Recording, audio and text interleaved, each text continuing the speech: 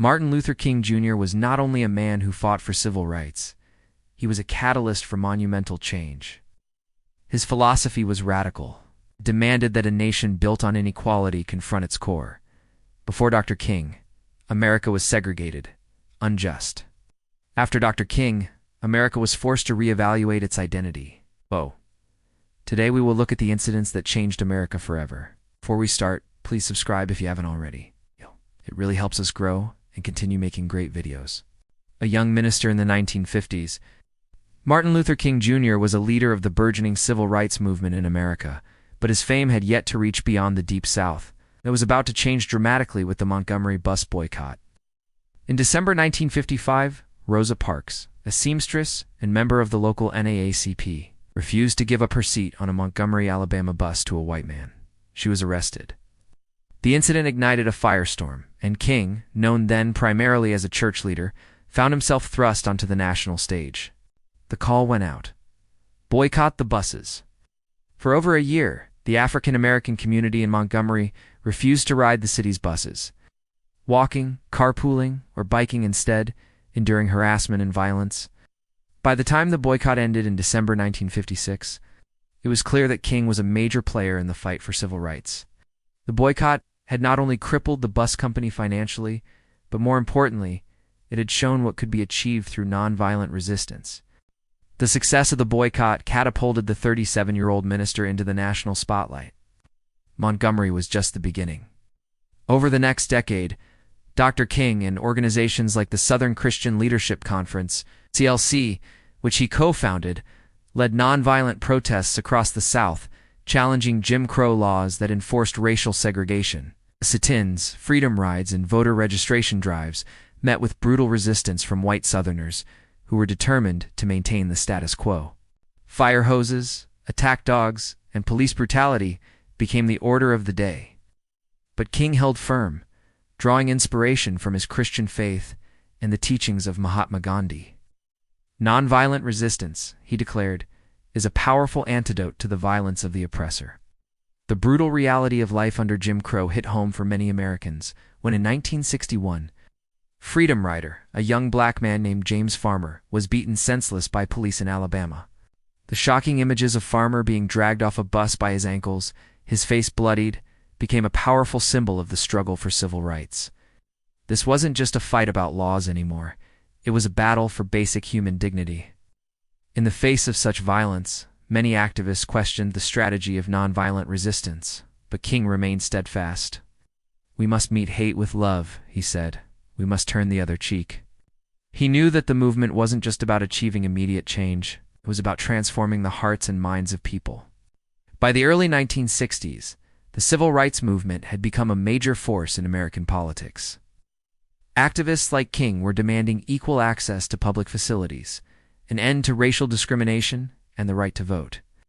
But progress was slow and met with fierce resistance from white Southerners, who were reluctant to give up the privileges they had enjoyed for generations.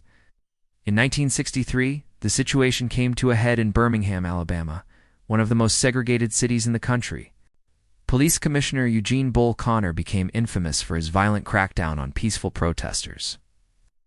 On May 2nd, King and other leaders launched a campaign to desegregate Birmingham's businesses and public spaces. As expected, the campaign was met with arrest, and King soon found himself locked up in a Birmingham jail. But rather than cowing the movement, King's imprisonment galvanized it. From his cell, he penned his famous letter from a Birmingham jail, defending the actions of the protesters and calling for justice.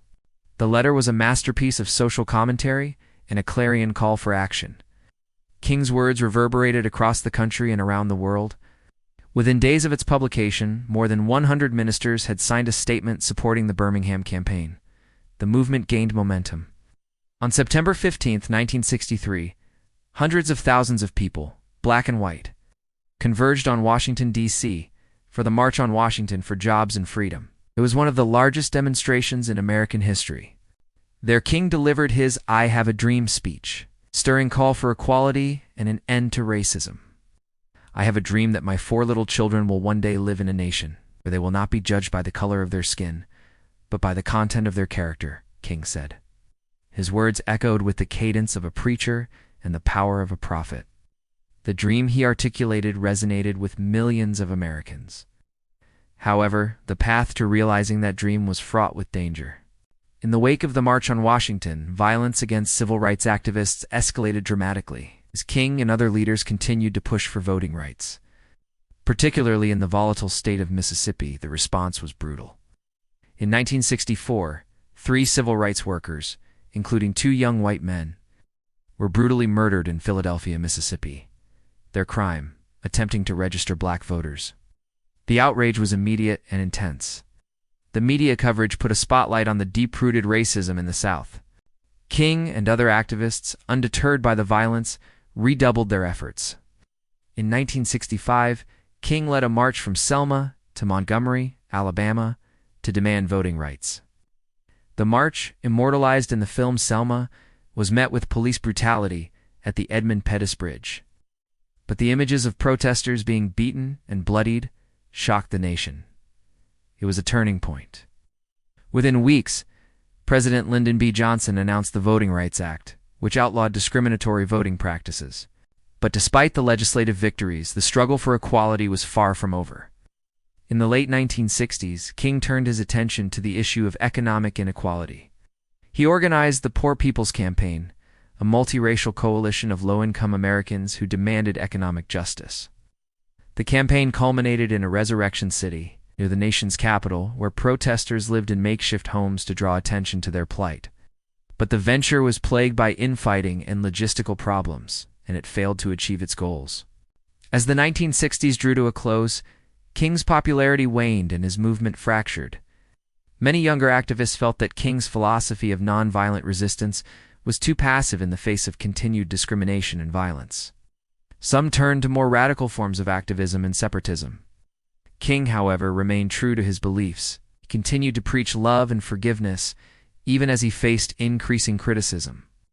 Sadly, Dr. King's life was cut short on April 4, 1968, when he was assassinated outside a motel in Memphis, Tennessee. He was 39. His death sparked riots in more than 40 cities and was a major factor in the passage of the Civil Rights Act of 1968, when Martin Luther King Jr. stepped onto the world stage. He inherited a nation grappling with its promises of liberty and equality. Dr. King's influence transcended the realm of civil rights, became a global icon of peace and justice, inspiring movements for equality and human rights around the world. His assassination may have silenced his voice, but it did not diminish his impact. In the years following his death, America began to grapple with the legacy of racism and discrimination. While significant progress was made, the journey towards Dr. King's dream of equality continues. Today, King's message remains as relevant as ever. His words echo in the ongoing struggles for social justice, reminding us that the arc of the moral universe is long, but it bends toward justice. King's impact on America was profound. He challenged the nation to live up to its ideals, forcing America to confront its hypocrisy and change its laws and attitudes toward race relations, though he did not live to see the full realization of his dream. His legacy continues to inspire generations to fight for equality and justice. What are your thoughts about Martin Luther King Jr. and his contribution to our society? Share with us in the comments section below. And thank you for watching.